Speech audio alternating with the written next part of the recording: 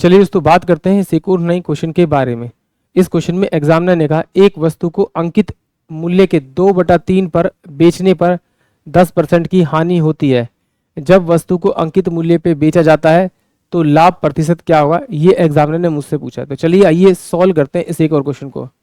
देखिए एग्जामिनर ने क्या कहा कि अगर उसकी कीमत 100 रुपये है तो उसे 10% की हानि पर बेचा गया होगा। जब 10% की हानि बेचा गया तो कितने बेचा होगा, 90 रुपये में बेचा होगा उसका।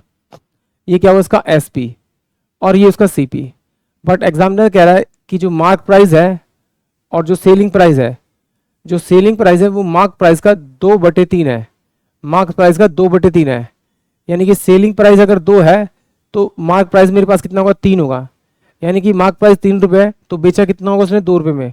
तो मैंने यहाँ देखा बट एक्चुअली में कितना रखा एग्जामिनर ने, 90 रुपये। तो इसको किससे मल्टीप्लाई करना पड़ेगा, 45 से। जिससे से मल्टीप्लाई उससे मल्टीप्लाई कर दीजिए तो ये कितना हो जाएगा, 135। अब 100 रुपये किराया मूल्य है, बेचना उसे कितने पे है, अंकित मूल्य पे। तो डिफरेंस कितना आएगा, 35% का। और जो 35% का डिफरेंस होगा वो प्रॉफिट होगा। यानी कि ऑप्शन सी होगा इस क्वेश्चन के लिए करेक्ट।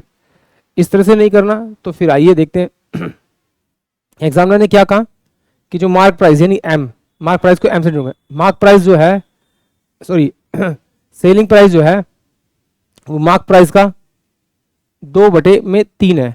तो अगर मैं इसको इक्वल ले आऊं, यानी कि इस मार्क प्राइस को इसके नीचे ले आऊं तो ये बराबर हो जाएगा 2/3।